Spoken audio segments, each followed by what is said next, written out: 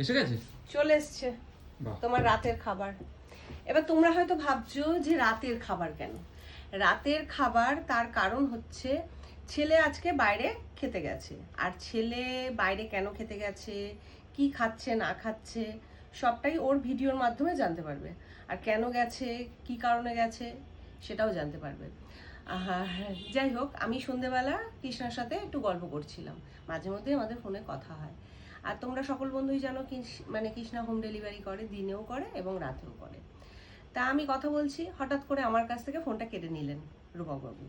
কেড়ে নিয়ে উনি রাতের খাবার অর্ডার দিয়ে দিয়েছে। বলছে আজকে তো রাতে আমি আর তুমি, তাহলে তোমাকে আর ঝামেলা করতে হবে না, তাহলে কৃষ্ণা তো সেই করেই, তাহলে কৃষ্ণাকে অর্ডারটা দিয়ে দিই। আর সেই মতন কৃষ্ণা ছেলে এসে দিয়ে গেল খাবারটা। আর কি খাবার আছে না আছে সেটা তো রাতে যখন খাবো তখনই দেখতে পারবো, কারণ আমি জানি না রূপকবাবু কি অর্ডার করেছে। তা এই ছিল অর্ডার দেওয়ার মেন রিজন। আর আমি এখন যাব কয়েকটা ভিডিও বানাবো। চলো পরে আবার আসছি। টাটা।